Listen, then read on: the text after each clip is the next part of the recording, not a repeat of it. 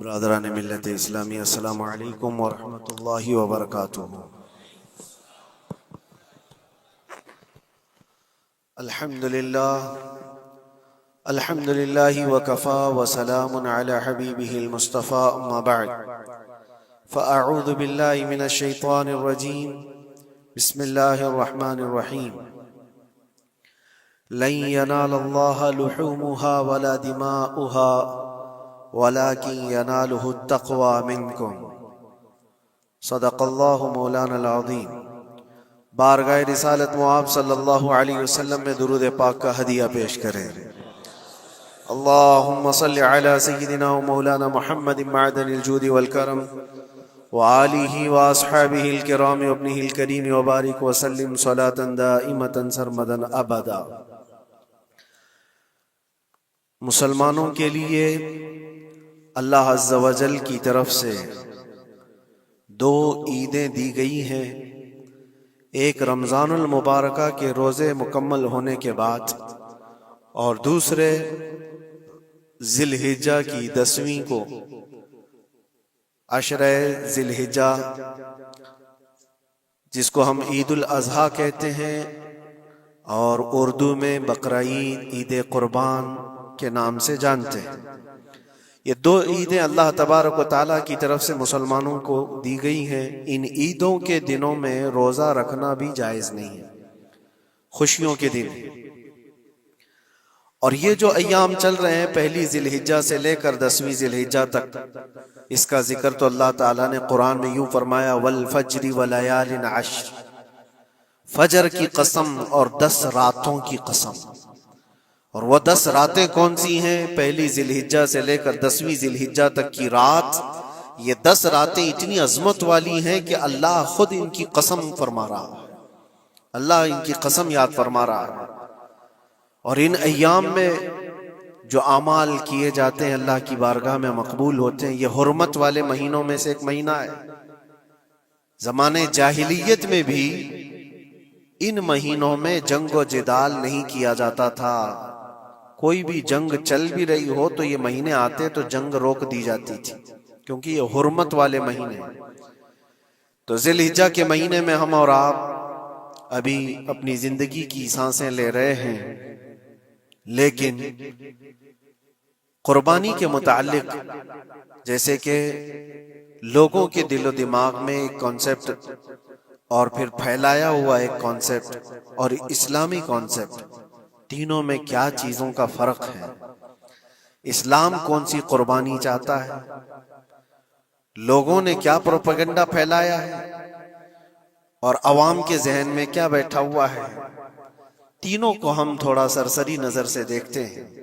سب سے پہلی چیز تو یہ ہے، اسلام جس قربانی کی بات کر رہا ہے، قرآن میں اللہ فرماتا ہے لن ینال اللہ لحومها ولا دماؤها، نہ تمہارا گوشت نہ تمہارا بہایا ہوا خون اللہ تک پہنچتا ہے، وَلَكِنْ يَنَالُهُ التَّقْوَى مِنْكُمْ، بلکہ اس کے پیچھے جو تمہارا تقوی ہے وہ اللہ تک پہنچتا ہے۔ تمہاری نیت دیکھی جا رہی ہے، تمہارا اخلاص دیکھا جا رہا ہے۔ اسی لیے کہا گیا کوئی گوشت کھانے کی نیت سے قربانی کرتا ہے تو اس کی قربانی ہوگی ہی نہیں۔ گوشت کی نیت سے اگر کسی نے قربانی کیا اس کی قربانی ہی نہیں، یا پھر اگر ذبح کرنے کے بعد بیچنے کی نیت کیا گوشت میں سے کچھ حصہ، وہ تجارت کی نیت کیا ہوا ہے، تب بھی اس کی قربانی نہیں ہے۔ قربانی صرف وہ ہے جو خالص اللہ کی رضا کے لیے کرے، جو اللہ تعالیٰ نے حکم فرمایا مجھے اور اللہ کریم کے حکم پر عمل پیرا ہوتے ہوئے میں قربانی کر رہا ہوں، یہ اس نیت کے ساتھ جس نے قربانی کیا اس کی قربانی قبول ہے۔ یہ اسلام چاہتا ہے آپ کی قربانی۔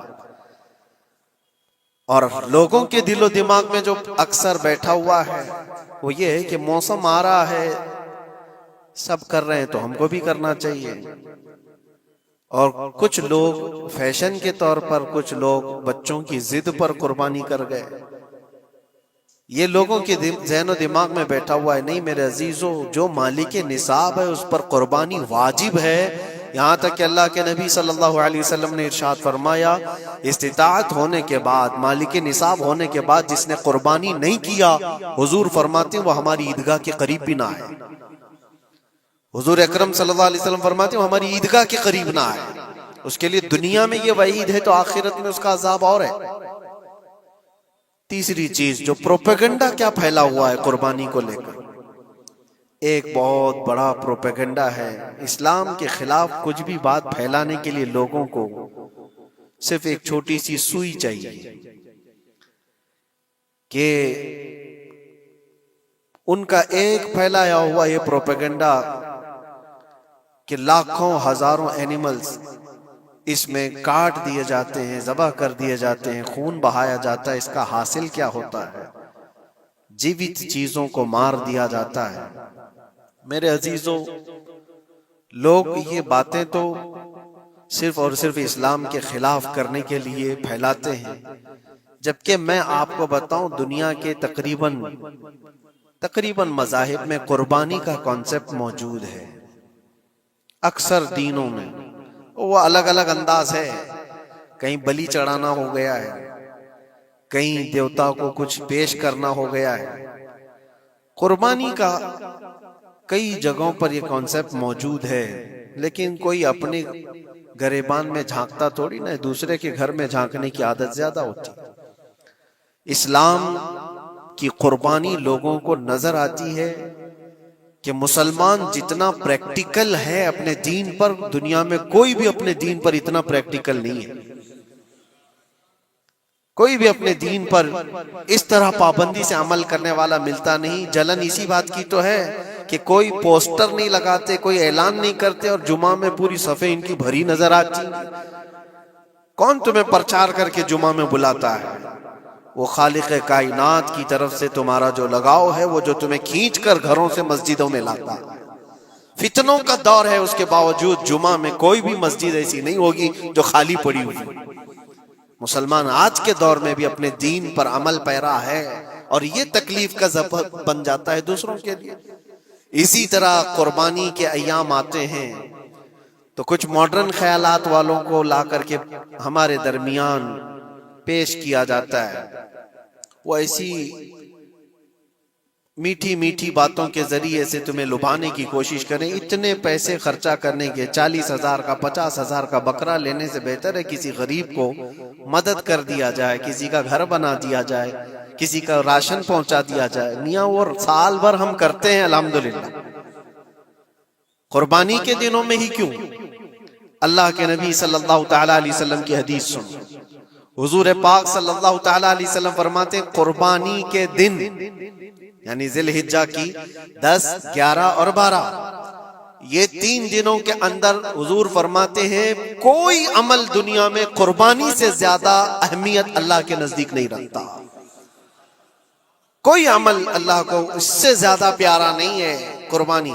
اور ایک بات میں آپ کو بتاؤں، لوگ ہمیں ظالم کی شکل میں پیش کرتے ہیں کہ یہ کاٹ دیتے ہیں، ذبح کر دیتے ہیں۔ ہم اپنی مرضی سے اگر کاٹیں، اپنی خواہش کے لیے کاٹیں تو حرام ہے، اور جس نے خود جان ڈالا ہے اس کے حکم پر کاٹیں تو یہ حرام نہیں ہے، یہ اس کے حکم کی فرما برداری ہے۔ ایک بات یاد رکھو، جانور تو یہ بکرا ہو، بھینس ہو، اونٹ ہو، جن کی قربانیاں ہوتی ہیں یہ الگ۔ جو مچھلی کھاتے ہیں اس میں بھی اگر کوئی انٹرٹینمنٹ کے لیے شکار کرتا ہے کہ اپنی تفریح قلب کے لیے، تو اس مچھلی کا شکار کرنا بھی حرام ہے۔ ہاں، کھانے کی نیت ہے، تجارت کی نیت ہے، تو مقصد کے تحت اگر مچھلی پکڑ رہا ہے تو اس کے لیے جائز ہے۔ اسلام یوں ہی کسی چیز کی جان لینا اور خون بہانے کا حکم نہیں دیتا۔ اللہ تبارک و تعالی کا حکم ہے، اور اس نے کائنات کو جس انداز سے بنایا ہے، ان جانوروں کو اللہ تعالیٰ نے ہمارے کھانے کے لیے بنایا ہے، جس کی وجہ سے یہ قربان کیے جاتے ہیں۔ اور اگر میں کہتا ہوں سارے جانوروں کی قربانی بند کر کے دیکھ لو، پھر جانور ہی رہیں گے، تمہارا رہنا مشکل ہو جائے گا۔ اسلام کی یہ قربانیاں تو سال میں ایک مرتبہ ہوتی ہے نا، جو ایک دن کی جاتی ہیں، 10ویں ذی الحجہ سے 12ویں کو۔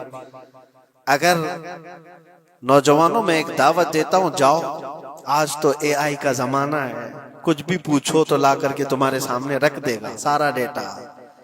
ذرا یہ بھی ڈیٹا نکال کر کے دیکھ لو کہ سال بھر میں KFC میں کتنی چکن ذبح ہوتے ہیں، پوری دنیا بھر میں پر ڈے میکڈونلڈ صرف چکن ہی نہیں بیچتا، گائے کا گوشت بھی بیچتا ہے پوری دنیا بھر میں، جس کو یہاں پر بھی بہت سینے سے لگا کر کے رکھے گئے ہیں۔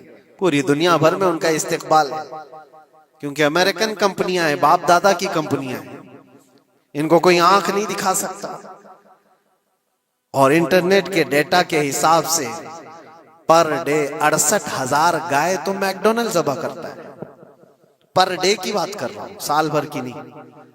سال بھر ان کا ڈیٹا بہت زیادہ ہے، ملینز میں ہے، اور 1 بلین سے زیادہ چکن وہاں پر بھی قربان ہوتی ہیں جو فرائیڈ چکن کھاتے ہیں۔ یہ تو ایک کمپنی کی بات کر رہا ہوں، ایسی بہت ساری کمپنیاں ہیں۔ تو کبھی کسی نے یہ اعتراض کیا کہ یہ کمپنیاں اتنے جانوروں کو ذبح کرتی؟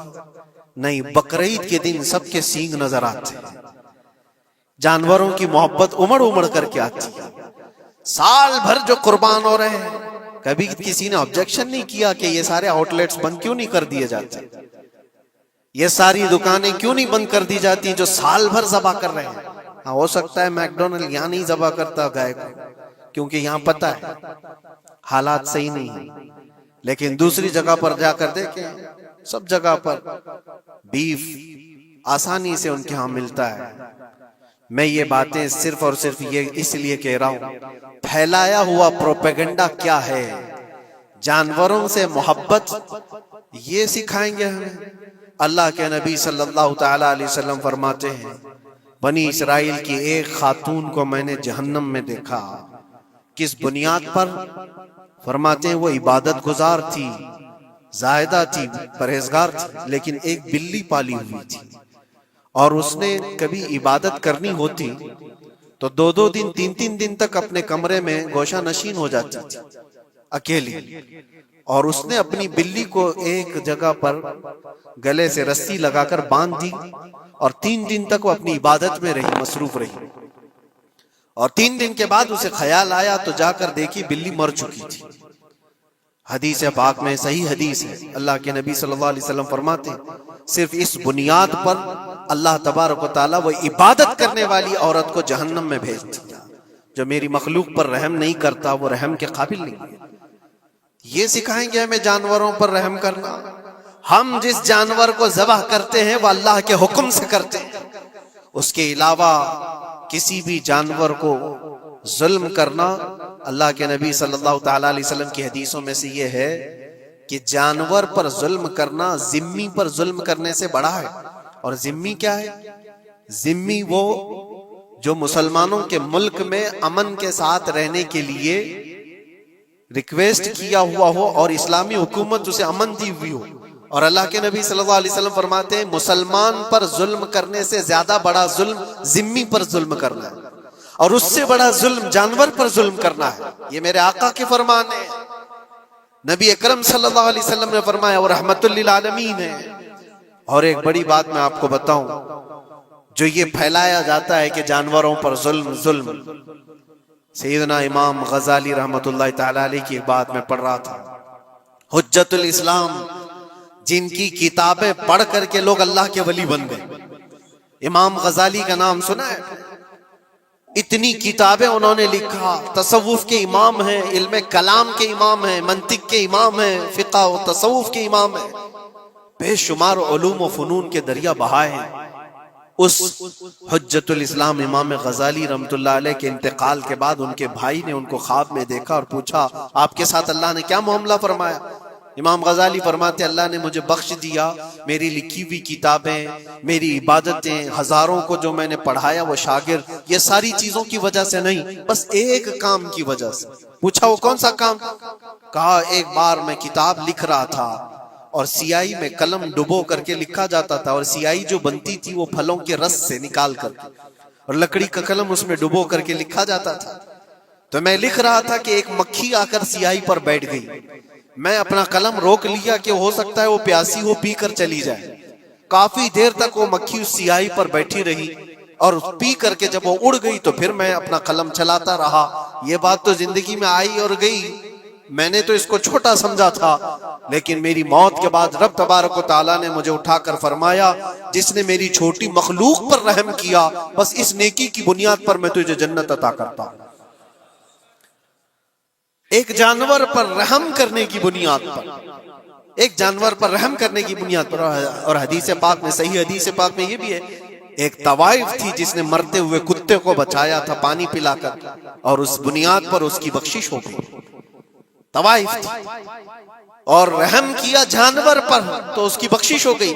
میں اسلام کی وہ چیزیں تمہیں بتا رہا ہوں جو دنیا تمہارے سامنے یہ چیزیں لانے سے عاجز ہے اور قاصر ہے، یہاں تک کہ اللہ کے نبی صلی اللہ تعالیٰ علیہ وسلم نے فرمایا جانور پر اگر تم نے ظلم کیا ہے تو جس طرح سے ظلم کرو گے قیامت کے دن یہ اپنے سینگوں کے ساتھ، اپنے کھروں کے ساتھ اٹھے گا اور اسی طرح سے اس کا بدلہ بھی دلایا جائے گا۔ وہ تمہیں مارے گا قیامت کے دن اور بدلہ لے گا۔ یہ بھی حدیث پاک میں ہے۔ جانور پر ہمیں اس کے چہرے پر مارنے کا حکم نہیں ہے، اس کو اس کی طاقت سے زیادہ بوجھ ڈالنے کا حکم نہیں ہے۔ اللہ کے نبی صلی اللہ تعالیٰ علیہ وسلم کے پاس ایک صحابی آئے، اونٹ پالتے تھے، کہا ایک اونٹ بہت سرکش ہو گیا ہے، اور جب اونٹ سرکش ہو جاتا ہے نا کسی کی کھوپڑی کھینچ لیتا ہے، ہاں وہ اسی وقت سر کو پکڑ لیا تو آدمی وہیں ختم ہو جائے۔ وہ کسی کے قابو میں نہیں آ رہا تھا، حضور کے پاس آئے، رسول پاک صلی اللہ علیہ وسلم نے فرمایا چلو میں چلتا ہوں دیکھتا ہوں۔ صحابہ کہتے ہیں حضور جب چلنے لگے تو ہمیں خوف ہوا، ڈر ہوا کہ یہ اونٹ بدک گیا ہے، سرکش ہے، کہیں کچھ نقصان نہ پہنچا ہے، اور تنہا میرے مصطفیٰ صلی اللہ علیہ وسلم آگے بڑھتے چلے گئے۔ صحابہ کہتے ہیں ہمیں ڈر لگ رہا تھا، لیکن میرے عزیزوں وہ رحمت للعالمین ہے، سب کی رحمت بن کر آئے۔ نبی پاک صلی اللہ تعالیٰ علیہ وسلم جب قریب گئے تو اونٹ کوئی سرکشی نہیں کیا، کچھ نہیں۔ حضور پاک صلی اللہ تعالیٰ علیہ وسلم کے چہرے کے پاس اپنا منہ کرتا ہے اور اپنی زبان کو چپڑ چپڑ چپڑ کرتے ہوئے اپنی زبان ہلا رہا ہے، اور حضور پاک صلی اللہ تعالیٰ علیہ وسلم ایسے سنتے جا رہے ہیں جیسے کسی دانشور کی بات سن رہے ہیں۔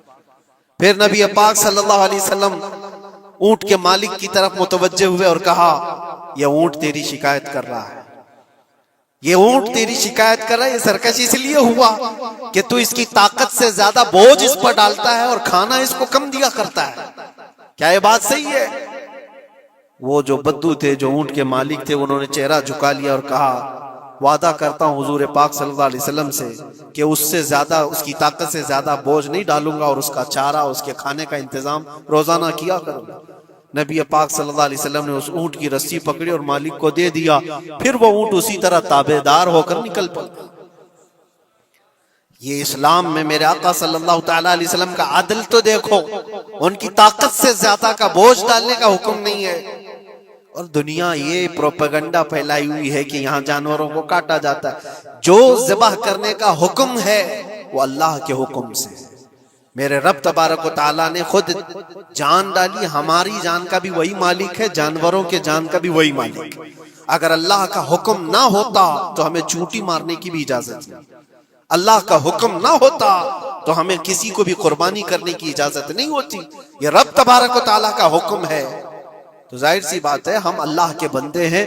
رب تبارک و تعالیٰ جانوروں کی قربانی کا حکم دیا، اس لیے ہر سال بقرعید میں مسلمان قربانی کرتے ہیں۔ اگر اللہ چاہے تو اپنے بیٹوں کی قربانی کا بھی حکم دے دے، اور دیا ہے رب تعالیٰ نے، اور وہ بھی کر کے دکھایا سیدنا ابراہیم علیہ السلام۔ اللہ تبارک و تعالیٰ اگر حکم دے تو کیا تم ایسے مسلمان نہیں ہو؟ مسلمان کا مطلب ہوتا ہے سر جھکانے والا اللہ کے حکم کے آگے، یہ نہیں پوچھے گا کہ کیوں ہے اور کیسے ہے۔ مسلم کہتے ہیں اپنا سر جھکا دیا اللہ کی بارگاہ میں، اس کے حکم کے آگے۔ اللہ تبارک و تعالی ہماری جانوں کا مالک ہے، اگر وہ چاہتا تو ہماری قربانی کا حکم دیتا، ہمارے اولاد کا، لیکن رب تبارک و تعالی نے یہ سنت ابراہیمی پر پوری دنیا کو ثواب دینے کے لیے جانوروں کی قربانی کا حکم عطا فرمایا۔ میرے آقا صلی اللہ تعالی علیہ وسلم کے پاس ایک صحابی حضرت زید بن ارقم آئے اور پوچھا یہ قربانی کیا ہے میرے آقا؟ حضور اکرم صلی اللہ علیہ وسلم نے فرمایا جس جانور کی ذبح کی قربانی کرو گے اس کے ہر بال کے بدلے تمہیں اللہ ایک نیکی عطا فرمائے گا۔ جتنے اس کے جسم میں بال ہوں گے ہر بال کے بدلے اللہ تمہیں ایک نیکی عطا فرمائے گا۔ اور حضور اکرم صلی اللہ تعالی علیہ وسلم نے یہ بھی ارشاد فرمایا کہ تم جانور کا انتخاب اچھا کرو، اس لیے کہ کل بروز قیامت پل صراط پر یہ تمہاری سواری بن کر آئے گا، جس پر بیٹھ کر تم جنت میں جا رہے ہو۔ اور لوگ یہ بھی پوچھتے ہیں ہم نے ایک بار قربانی کی ہے تو وہاں سواری کون سی والی آئے گی؟ یہ بھی ملتا ہے روایت میں، تم نے اپنی زندگی میں جو سب سے پہلے قربانی کی ہے اس پر سوار ہوگے، لیکن ہر سال کی قربانی والے جانور بھی سواری بن کر تمہارے ارد گرد آئیں گے، وہ سب ہوں گے، تم انتخاب کرو جس پر سوار ہونا چاہو۔ اسی لیے قربانی میں عیب والے جانور کی قربانی جائز نہیں، لنگڑا ہو، لولا ہو، کان کٹا ہوا ہو۔ کیوں جائز نہیں ہے؟ دنیا تو یہ سمجھتی ہے کٹنے والا جانور وہ ہونا چاہیے جو ریجیکٹڈ ہو، جس کو کاٹا جا رہا ہے وہ دنیا میں کام کے لائق نہ ہو، اس کو کاٹنا چاہیے۔ دنیا کا یہ کانسیپٹ ہے، دنیا کا تصور یہ ہے، لیکن نہیں، اگر کوئی اپنے استعمال کے لیے کاٹ رہا ہوتا تو میں کہتا ہاں ریجیکٹڈ مال کاٹ لو، لیکن ذبح جو ہم کرتے ہیں قربانی میں وہ اپنے لیے نہیں، وہ رب ذوالجلال کے لیے ہے۔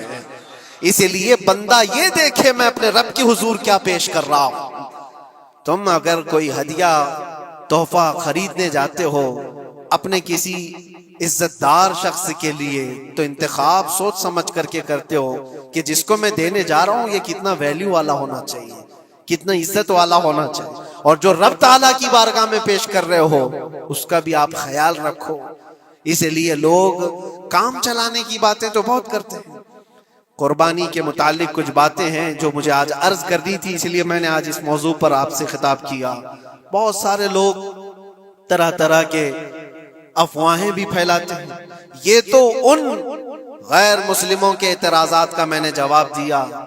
دنیا بھر میں ہمارے اوپر الزام کہ یہ لاکھوں جانوروں کو ایسی ذبح کر دیتے، کاٹ دیتے ہیں، لیکن میرے عزیزو یہی وہ دنیا ہے جو ایک طرف تو جانوروں کی حمایت اور محبت کی بات کرتی ہے اور دوسری طرف ان کے بڑے بڑے ملٹی نیشنل کمپنیاں جانوروں کو بے دریغ ذبح کرتے ہیں، قتل کر رہے ہیں اور کھانے میں بھی استعمال کر رہے ہیں۔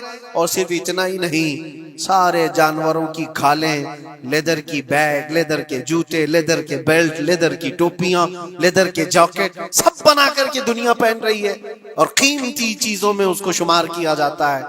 ان سے کوئی سوال نہیں کرتا کہ یہ سب چیزیں کہاں سے تم لائے، یہ سب چیزیں تم کہاں سے لائے؟ کیا بغیر کسی جانور کے ذبح کیے ہوئے اس کی کھال کا استعمال کرتے ہو؟ لیدر کا استعمال تو ساری دنیا بڑے فخر سے کر رہی ہے، حتیٰ کہ گھروں کے استعمال کرنے والے صوفے اور کرسیوں پر تک استعمال ہے، اپنی بیٹھنے والی گاڑیوں میں کار کی سیٹ پر تک استعمال ہے۔ تمہارے پہننے والے جوتے، تمہارے پہننے والے بیلٹ، تمہارے پہننے والے جاکٹ سب جگہ تمہارا استعمال ہے۔ اور صرف میں یہ نہیں کہہ رہا کہ دنیا میں صرف مسلمان استعمال کرتے ہیں، ساری دنیا لیدر کا استعمال کرتی ہے۔ یہ لیدر کہاں سے آتا ہے؟ تو یہ دغلا پن، یہ جو ڈبل رول ہے، ڈبل سٹینڈ، ایک طرف حمایت کی بات کرنا اور دوسری طرف بے دریغ ذبح بھی کرنا، یہ سب چیزیں دنیا کو بیوقوف بنانا اور اسلام کے خلاف ایک پروپیگنڈا پھیلانا۔ لیکن اے مسلمانوں، ذہن و دماغ میں کسی ایسے ماڈرن کلچر کے ایسا کوئی فریفتہ ہو، اس کی باتوں میں آ کر تم یہ سوچو کہ نہیں اتنے پیسے میں قربانی کے بجائے صدقہ کر دوں، کسی غریب کو دے دوں، ناجائز ہے۔ تمہارے اوپر سے قربانی کا وجوب ختم نہیں ہوگا، وہ اسی طرح سے باقی رہے گا اور گنہگار بھی رہو گے۔ اللہ کریم سے زیادہ تم رحم کرنے والے نہیں ہو، اللہ ارحم الراحمین ہے۔ اللہ ارحم الراحمین ہے، جب وہ حکم عطا فرما رہا ہے تو کیا تمہارے دل میں اس سے بھی زیادہ رحم ہے؟ تو قربانی کے دنوں میں صرف قربانی ہی ہوگی۔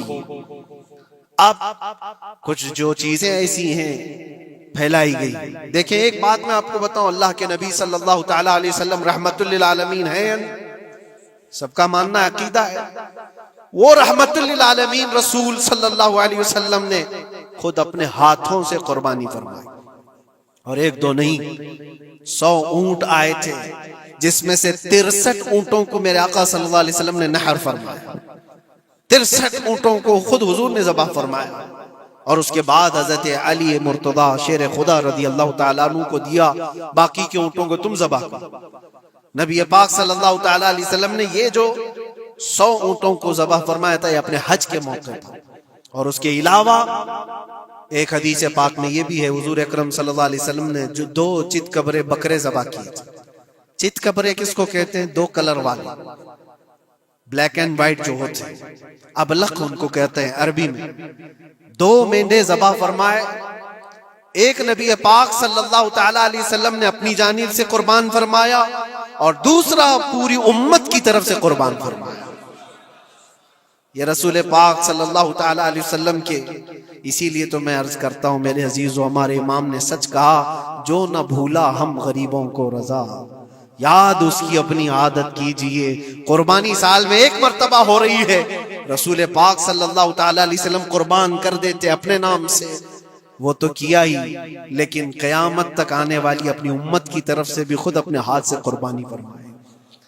آج امت یہ پوچھتی ہے میرے عزیزوں، قربانی کے لیے 1400 سال پہلے تمہارے رسول نے تمہاری جانب سے قربانی کی، اور اللہ نے جس کو استطاعت دی، جس کو طاقت دی، میں یہ چاہتا ہوں کہ تمہارے اوپر جو قربانی واجب ہے اپنی قربانی کرو، ساتھ میں ایک اور قربانی میرے مصطفیٰ کی طرف سے کرو، حضور اکرم صلی اللہ علیہ وسلم کی طرف، جبکہ ان کے احسان کا بدلہ پوری امت نہیں ادا کر سکتی، لیکن ہم ہدیہ تشکر کے طور پر اپنی طرف سے پیش کر سکتے ہیں۔ اور کچھ لوگوں نے یہ سمجھ رکھا ہے، ایک بکرا لے کر کے آتے ہیں پورے گھر والوں کی طرف سے قربانی، ایک بکرا پورے گھر والوں کی طرف سے قربانی۔ میرے عزیزو، بکرا ایک آدمی کی طرف سے ہی قربان ہوگا جو مالک نصاب ہے۔ گھر میں اگر 4 لوگ مالک نصاب ہیں تو چاروں پر قربانی ہے، شوہر پر بھی، بیوی پر بھی، بیٹے پر بھی، جو مالک نصاب ہے۔ مالک نصاب کا مطلب کیا ہے آپ جانتے ہیں؟ جس کے پاس 52.5 تولہ چاندی یا 7.5 تولہ سونا یا اس کے برابر کی قیمت ہو، دونوں میں سے کسی ایک کے برابر کی قیمت ہو۔ اس زمانے میں آپ کیلکولیٹ کر لو 52.5 تولہ چاندی کی قیمت کیا ہو سکتی ہے۔ اتنی اگر تمہارے پاس رقم ہے، اتنی مالیت ہے تمہارے پاس، تو تم مالک نصاب ہو اور تمہارے اوپر قربانی واجب ہے۔ قربانی تمہارے اوپر واجب ہے، اور قربانی واجب ہونے کے لیے سال بھر پیسے ہونا ضروری نہیں، قربانی کے دنوں میں اگر وہ مالک نصاب ہوا تب بھی اس پر واجب ہے۔ زکوٰۃ کا حکم الگ ہے، قربانی کا حکم الگ ہے، اور پورے گھر کی طرف سے ایک بکرا قربان کیا تو کسی کا بھی نہیں ہوا۔ اگر 4 لوگ گھر میں رہتے تھے اور چاروں کی طرف سے ایک بکرا ذبح کیا اور چاروں کا نام لیا گیا ہے تو کسی کے نام سے قربانی نہیں ہوئی، کیونکہ پرٹیکولر ایک ہی کی طرف سے قربانی ہو سکتی ہے۔ ہاں، بڑے جانور میں 7 حصے ہو سکتے ہیں، وہ اونٹ ہوا یا بیل بھینس، یہ جو بڑے جانور ہیں ان جانوروں میں 7 حصے ہو سکتے ہیں، اور ان میں شریک ہونا جائز ہے۔ لیکن 7 لوگ جو شریک ہو رہے ہیں ان کے لیے بھی شرط ہے، کوئی ایک بندہ بھی اس میں غلط عقیدے والا بھی نہ ہو اور گوشت کی نیت سے شریک نہ ہوا ہو، بلکہ سب قربانی کی نیت سے آئے ہوں تو سب کی قربانی ہوگی۔ یہ خیال بھی رہے، ضروری ہے۔ اب حالات ایسے آ گئے کہ سب کے لیے ایک بکرا لینا اگر طاقت کے بھر نہیں ہے، استطاعت نہیں ہے، تو وہ بڑے جانور میں حصہ لے سکتے ہیں جہاں پر یہ قربانیاں ہو رہی ہیں، شریک ہو سکتے ہیں۔ کچھ لوگوں نے یہ پروپیگنڈا بھی پھیلایا ہے ہمارے درمیان میں سے کہ بڑے کی قربانیاں جو ہوتی ہیں اجتماعی قربانیاں، یہ جائز نہیں ہے، آدمی کو اپنی قربانی کے وقت سامنے ہونا ضروری ہے۔ ایسی باتیں پھیلائی گئی ہیں۔ میں آپ کو حدیث پاک سناتا ہوں۔ اللہ کے نبی صلی اللہ تعالی علیہ وسلم نے ارشاد فرمایا حضرت فاطمہ سے، کہا ہے فاطمہ اپنی قربانی کے وقت سامنے رہو، قربانی کے خون کا قطرہ زمین پر گرنے سے پہلے اللہ تعالیٰ تمہارے پچھلے سارے گناہ معاف فرمائے گا۔ حدیث پاک ہے، لیکن ساتھ میں دوسری حدیث یہ بھی ہے، نبی پاک صلی اللہ تعالی علیہ وسلم نے اپنی قربانی کا وکیل حضرت علی کو بنایا تھا، کہ اپنی نیابت دے دی کہ میری طرف سے تم قربانی کرو۔ اس طرح سے جو مسلمان استطاعت نہیں رکھتا خود کرنے کی، وہ اپنی جانب سے کسی دوسرے کو وکیل بنا سکتا ہے، شرعاً جائز ہے۔ کسی کو بھی وکالت دی جا سکتی، نیابت دی جا سکتی ہے، میرے طرف سے تم قربانی کرو۔ جیسے کہ گھر میں کوئی عورت مالک نصاب ہے، اگر یہ حکم ہوتا کہ عورت خود جا کر کے کرے تو کہاں سے کرتی؟ عورت کسی کو وکیل بنا سکتی ہے، اپنے شوہر کو کہہ دی یا کسی کو دے دیا پیسے کہ میری جانب سے تم قربانی کرو، یہ جائز ہے بالکل۔ جن لوگوں نے یہ پروپیگنڈا پھیلایا ہے ہمارے درمیان میں کہ قربانیاں نہیں ہوتی، وہ جاہل لوگ ہیں، پڑھے لکھے لوگ نہیں۔ شرعی مسائل کو جانے بغیر اس طرح کی باتیں عوام الناس میں، عوام المسلمین میں پھیلانا یہ گناہ ہے۔ ہاں اس بات کو یاد رکھیں، جو وکیل ہے قربانی کا اس کے اوپر ذمہ داری ہے کہ وہ جتنے لوگوں کی قربانی کر رہا ہے جانور شریعت کے مطابق کا لے، عیب دار جانور کی قربانی نہ کرے، لاغر ہو، کمزور ہو، سینگ ٹوٹا ہوا ہو، کان کٹا ہوا ہو، پیر کٹا ہوا ہو، دم کٹی ہوئی ہو، یا اتنا کمزور کہ چل نہیں سکتا، کھڑا نہیں ہو سکتا، ایسا عیب دار جانور نہ لے۔ یہ وکیل کی ذمہ داری ہے جو سب کی طرف سے قربانی کر رہا ہے۔ اور دوسری چیز، عیب کس کو کہتے ہیں؟ عیب کس کو؟ کان میں اگر سوراخ ہے تو وہ مکروہ ہے لیکن قربانی ہے اس کی۔ ہاں سینگ اگر بچپن اس کے پیدائشی نہیں آئے تھے تو جائز ہے اس کی قربانی، آئے تھے اور ٹوٹ گئے تو اس کی مقدار بتائی گئی ہے، 1/3 حصہ اگر ٹوٹا ہے تو اس وقت تک جائز ہے، اس سے زیادہ جڑ سے ٹوٹے ہوئے ہیں تو قربانی جائز نہیں۔ کوئی پیر پورا کٹا ہوا ہے، دم پوری کٹی ہوئی، یہ عیب میں آتا ہے، عیب دار جانور کی قربانی جائز نہیں۔ یہ وکیل کرے گا، نہیں کرے گا تو وہ گنہگار ہے، لیکن اس کا مطلب یہ نہیں ہوتا کہ اجتماعی قربانی جائز ہی نہیں، جائز ہی نہیں۔ ایسی باتیں کیوں پھیلائی جاتی ہیں؟ حدیث پاک میں ملتا ہے کہ نیابت اور دوسرے کو وکالت دینا جائز ہے۔ اب کچھ لوگ یہ بھی پھیلاتے ہیں کہ قربانی کے جو حصے لیے جاتے ہیں، گوشت دیا جائے تو اس کی قیمت الگ ہوتی ہے، گوشت نہ لو تو اس کی قیمت الگ ہوتی ہے، یہ سب پھیلی ہوئی چیزیں ہیں۔ اس کا ریزن بھی پتہ کرنا چاہیے، ایسی بغیر علم کے بات کرنے سے۔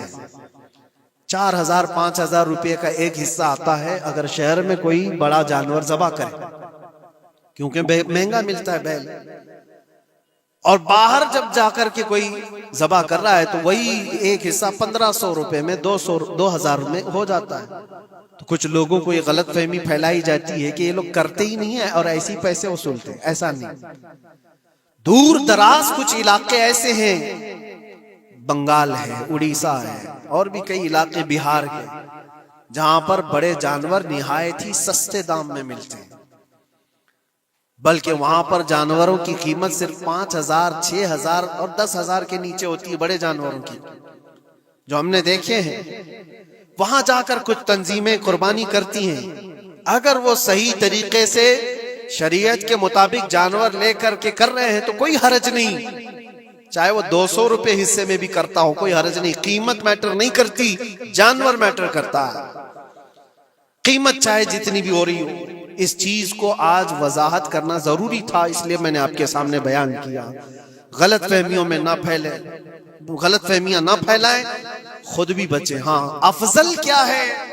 افضل تو یہ ہے کہ اللہ نے تم پر واجب کیا، تم جاؤ اپنے ہاتھ سے کرو، تم جاؤ، کیونکہ حدیث پاک میں ملتا ہے کہ تم اپنے ہاتھ سے قربانی کرو اگر طاقت رکھتے ہو، اس کے خون کا قطرہ گرنے سے پہلے تمہارے پچھلے سارے گناہ اللہ معاف فرمائے۔ یہ افضل ہے۔ یہ ساری باتیں تھی جو عید قربان سے ریلیٹڈ تھیں۔ اللہ کریم ہم سب کو اس کی رضا کے لیے قربانی کرنے کی توفیق عطا فرمائے۔ لیکن ساتھ میں ایک بات یہ بھی یاد رکھیں، جب بندہ قربان کر رہا ہوتا ہے تو اس کے اندر یہ نیت بھی ہو، جیسے سیدنا ابراہیم علیہ الصلوۃ والتسلیم کو اللہ تعالیٰ نے کیا فرمایا تھا؟ 4 پرندے لو، ان کو ذبح کرو، ان کے سر اپنے پاس رکھو، ان کا قیمہ بنا کر 4 پہاڑوں پر رکھاؤ، اور پھر ان پرندوں کا نام لے کر کے بلاؤ، وہ زندہ ہو کر کے آ جائیں گے۔ کیونکہ ابراہیم علیہ السلام نے اللہ سے پوچھا تھا کہ اللہ تم مرنے کے بعد لوگوں کو زندہ کیسے کرتا ہے، میں دیکھنا چاہتا ہوں۔ تو رب تعالیٰ ان کو پریکٹیکل دکھانا چاہ رہا تھا کہ جاؤ ٹھیک ہے، ذبح کرو 4 پرندے اور ان کا قیمہ بنا دو، سر ان کے اپنے پاس رکھ لینا، اور ان کا قیمہ 4 پہاڑوں پر رکھ کر آؤ، اور پھر آ کر ان سروں کے پاس کھڑے ہو کر ان پرندوں کے نام لے کر بلاؤ آ جائیں گے۔ ابراہیم علیہ السلام نے اسی کیا، 4 پرندے لیے تھے۔ کیا کیا لیے تھے آپ کو میں بتاؤں، ایک مرغا تھا، ایک کوا تھا، ایک کبوتر تھا اور ایک مور تھا۔ پرندوں کے نام یاد رکھ لیں، کوا ہے، مرغا ہے، کبوتر ہے اور مور ہے۔ چاروں کو ذبح کیا، ان کے سر اپنے پاس رکھے اور جسم کے سب قیمہ بنا دیا اور 4 جگہ پر مکس کر کے ان کو رکھا ہے۔ پھر آ کر یہاں کھڑے ہوئے اور پکارا ان پرندوں کا نام لے کر، اللہ کے حکم سے آ جاؤ۔ وہ قیمہ ہوا میں اڑا، جسم بنا اور ویسی بغیر سر کے اڑتا ہوا آیا اور اپنے اپنے سر سے جڑ کر کے وہ زندہ پرندہ ہو گیا۔ قرآن پاک میں یہ ہے موجود، 3 پارے میں رب تبارک و تعالیٰ نے فرمایا وَإِذْ قَالَ إِبْرَاهِيمُ رَبِّ أَرِنِي كَيْفَ تُحْيِي الْمَوْتَى قَالَ أَوَلَمْ تُؤْمِنْ قَالَ بَلَىٰ قَالَ وَلَٰكِنْ لِيَطْمَئِنَّ قَلْبِي قَالَ فَخُذْ 4 مِنَ الطَّيْرِ فَصُرْهُنَّ إِلَيْكَ ثُمَّ اجْعَلْ عَلَىٰ كُلِّ جَبَلٍ مِّنْهُنَّ جُزْءًا ثُمَّ ادْعُهُنَّ يَأْتِينَكَ سَعْيًا وَاعْلَمْ أَنَّ اللَّهَ عَزِيزٌ حَكِيمٌ۔ یہ اللہ تبارک تعالیٰ نے پورا قرآن میں فرمایا کہ ابراہیم علیہ السلام نے یہ جو کیا۔ اب سنیے، سبع سنابل شریف میں میر عبد الواحد بلگرامی رحمۃ اللہ علیہ لکھتے ہیں کہ 4 پرندوں کا جو انتخاب ہوا تھا نا، 4 پرندے جو چنے گئے تھے، کون سے تھے؟ کوا، مرغا، کبوتر، مور۔ اصل میں جو ہے ان کی ہر ایک کی ایک خاصیت ہے۔ کوا لالچی بہت ہوتا ہے، کوا لالچی بہت ہوتا ہے۔ مرغا اس کے اندر شہوت بہت زیادہ ہے، عورت کی خواہش، مرغے کے اندر خواہش شہوت زیادہ ہوتی ہے، اور کبوتر کے اندر دوستی کرنے کی عادت زیادہ ہوتی ہے، جلدی دوستی کرتا ہے، اور مور کے اندر دکھاوے کی عادت زیادہ ہوتی ہے، اپنی خوبصورتی کا اظہار بار بار کرتا ہے۔ تو یہ 4 چیزیں ان کے اندر ہیں، یہ 4 پرندوں کے اندر۔ صوفیہ اکرام فرماتے ہیں در حقیقت آپ کو حکم تھا ان جانوروں کو ذبح کا نہیں تھا، کوے کی لالچ کو ذبح کرو، مرغے کی شہوت کو ذبح کرو، اور بنا وجہ کے کبوتر کی جو دوستی ہے ہر ایرے غیرے سے، اس دوستی کے کو قطع کرو، اور مور کی دکھاوے کی عادت کو ذبح کرو۔ یہ 4 بری عادتوں کو ذبح کرو تو اللہ کی قدرت کے مشاہدے دیکھنے ملیں گے۔ در حقیقت وہاں پر صوفیہ اکرام فرماتے ہیں، اور یہی بات ہے کہ شیطان کو جب کنکریاں مارنے کے لیے حجاج جاتے ہیں، وہ تو ایک پلر ہے جس کو کنکریاں مارتے ہیں، وہاں ایک پلر ہے، اس پلر کو کنکریاں مار کر کے آتے ہیں۔ لیکن میرے عزیزو، تصور یہ ہونی چاہیے زندگی بھر جو شیطان مجھے بہکاتا ہے میں اس کو کنکریاں مار رہا ہوں۔ اگر تمہاری نیت صالح ہوئی اور کنکری لگ گئی تو یقیناً زندگی بھر شیطان کی شرارتوں سے محفوظ ہو جاؤ۔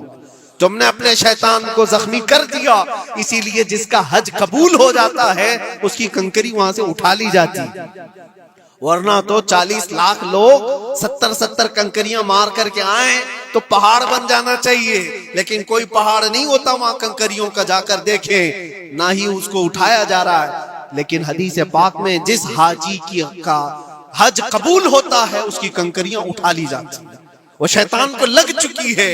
تو نیت کا دار و مدار ہے، اسی لیے سب سے پہلے میں نے آیت یہی پڑھی، رب تعالیٰ فرماتا لن ینال اللہ لحومها ولا دماؤها ولکن ینالہ التقوی منکم، ہرگز تمہارا گوشت، تمہارا بہایا خون اللہ تک نہیں پہنچتا، بلکہ اس کے پیچھے جو تمہاری خالص نیت ہے، جو تقوی ہے، وہ اللہ تک پہنچتا ہے۔ قربانیوں میں یہ نیت کرو کہ رب تبارک و تعالی میں اپنی ساری خواہشات کو ذبح کر رہا ہوں، مولا مجھے بری خواہشات سے زندگی بھر محفوظ فرما دے۔ وآخر دعوانا ان الحمدللہ رب العالمین۔ السلام علیکم۔ قربانی کے وجوب کے ساتھ، یعنی جس کے اوپر قربانی واجب ہے وہ بھی اور جس کے اوپر نہیں واجب ہے وہ بھی، ذی الحجہ کا چاند نظر آتے ہی وہ اپنے بال، ناخن وغیرہ نہ تراشے۔ اس کی وجہ یہ ہے کہ حجاج کرام کی مشابہت ہے کہ جو حاجی حج کے لیے گئے ہوئے ہوں یا احرام کی حالت میں ہوتے ہیں وہ اپنے بال، ناخن وغیرہ سب نہیں تراشتے، نہ کاٹتے ہیں، تو ان کی مشابہت میں یہ حکم ہے، اور یہ کوئی واجب نہیں ہے، مستحب ہے۔ کرے گا تو ثواب ہے، نہیں کرے گا تو اس پر کوئی اس کی پکڑ نہیں ہے۔ ان 10 دنوں کے اندر اگر کوئی ایسا ہو گیا ہے کہ اس کے ناخن زیادہ بڑے ہو چکے ہیں یا بال زیادہ ہو چکے ہیں اور کاٹنا ضروری ہو گیا ہے، اور ویسے بھی 40 دن سے زیادہ زیر ناف کے اور بغل کے بال رکھنے میں گناہ ہے۔ اگر وہ زیادہ دن ہو رہے ہیں ان 10 دنوں کے اندر تو پھر اس کو کاٹ لینا چاہیے۔ یہ 10 دنوں کا انتظار کرتے ہوئے مستحب کو پانے کی نیت میں گناہ کا ارتکاب نہ کریں۔ یہ مسئلے کی وضاحت۔ اور دوسری چیز اس لیے بھی ہے کہ اگر وہ ناخن اور بال کاٹے بغیر 10 دن تک انتظار کرتا رہا تو اچھوں کی مشابہت کرنے کا بھی ثواب ہوتا ہے۔ اور دوسری چیز یہ کہ قربانی کرنے کے بعد جو گوشت ہے، بہت سارے لوگوں کے ذہن و دماغ میں یہ بھی ہوتا ہے کہ اس کو خود کھا سکتا ہے کہ نہیں کھا سکتا ہے، اس کو کیا کرنا چاہیے۔ مستحب طریقہ یہ بتایا گیا ہے کہ اس میں 3 حصے کرے، اپنے لیے ایک حصہ رکھے، اپنے رشتہ داروں کے لیے، عزیز و اقارب کے لیے ایک حصہ، اور ایک حصہ غربا اور مساکین کو تقسیم کرنے کے لیے۔ لیکن یہ بھی مستحب ہے، اس میں واجب نہیں ہے۔ چاہے تو پورا حصہ کھا سکتا ہے اکیلا، چاہے تو پورا حصہ بانٹ بھی سکتا ہے، یہ بھی واجب نہیں ہے۔ اپنی قربانی کا گوشت چاہے تو پورا استعمال کر سکتا ہے، چاہے تو پورا بانٹ بھی سکتا ہے، چاہے تو تھوڑا رکھ کر تھوڑا بانٹ بھی سکتا ہے، سارے اس کے لیے جائز ہیں، وہ قربانی کا مالک ہے۔ یہ مسئلہ بھی آپ سمجھ کر کے چلیں۔ اسی وجہ سے کسی کو قربانی کا اپنے وکیل بنا دیا، کسی دوسری جگہ پر اس سے کہہ دیا کہ میری قربانی کرو اور گوشت بھی وہیں تقسیم کر دو، تو کوئی حرج نہیں، جائز ہے، قربانی آپ کی ادا ہو جائے گی۔ یہ مسئلے کی وضاحت بھی آپ کے لیے ضروری تھی۔ اور ایک چیز، کچھ لوگوں نے یہ بھی پھیلایا کہ قربانی کا گوشت جمع کر کے رکھنا 3 دن سے زیادہ یہ جائز نہیں ہوتا۔ پہلے نبی پاک صلی اللہ علیہ وسلم نے منع فرمایا تھا، لیکن حدیث پاک میں حضور نے فرمایا قربانی کرو، گوشت کھاؤ بھی اور گوشت جمع کر کے رکھنا چاہو تو رکھ بھی سکتے، اس میں کوئی حرج نہیں۔ قربانی کا گوشت چاہے تو وہ جمع کر کے رکھ بھی سکتا ہے۔ ہاں، قربانی کے جو دن ہیں وہ 3 ہی دن ہیں، بعض لوگوں نے 4 بھی لا کر کے ابھی پیش کیا ہے۔ کسی صاحب فکر نے یہ نیا مسئلہ پیش کیا ہے جماعت اہل حدیث کی طرف سے غالباً کہ 4تھے دن بھی قربانی ہو سکتی ہے، یعنی 10 ذی الحجہ، 11 کو، 12 کو اور پھر 13 کو بھی۔ اور اسی طرح سے بڑھتے ہوئے کوئی اور جماعت آئے گی وہ 15 کو بھی کر ڈالے گی۔ لیکن ایام نحر جو ہیں وہ 3 ہی دن کے ہیں، 10، 11 اور 12۔ 12ویں کا سورج غروب ہونے تک یہ ایام نحر کہلاتے ہیں اور انہی میں قربانی ہے۔ اور قربانی کے لیے جو جانور ہیں وہ سب آپ کے سامنے پھیلے ہوئے ہیں۔ علم حاصل کرنا بھی مسلمان پر فرض ہے، کچھ چیزیں آپ بھی حاصل کریں، کچھ چیزیں آپ بھی پڑھیں اور کسی نہ کسی طرح سے معلومات حاصل کریں، ورنہ تو ایسا ہی ہوگا کہ آپ جاہل رہیں گے اور لوگ آپ سے ساتھ کھیلتے رہیں گے۔ ہاں، ایک بات یہ بھی ہے، علم حاصل کرو لیکن صرف گوگل سے بھی نہیں۔ صرف گوگل سے حاصل کرنے والا تو پھر وہ مرغی کی بھی قربانی کرتا ہے، انڈے کی بھی کرتا ہے، صرف گوگل کے شاگرد جو ہوتے ہیں۔ اسی لیے معقر علماء اہل سنت سے تمہارا رابطہ بھی ہونا ضروری ہے۔ علم آپ انٹرنیٹ سے حاصل کرو، کراس ویریفیکیشن علماء کے پاس سے کر لو، میں نے یہ پڑھا ہے، یہ صحیح ہے یا نہیں، یہ حدیث میں ہے یا نہیں۔ انشاءاللہ العزیز آپ سیدھے راستے پر قائم رہیں گے، اللہ تعالیٰ اس کی برکت عطا فرمائے۔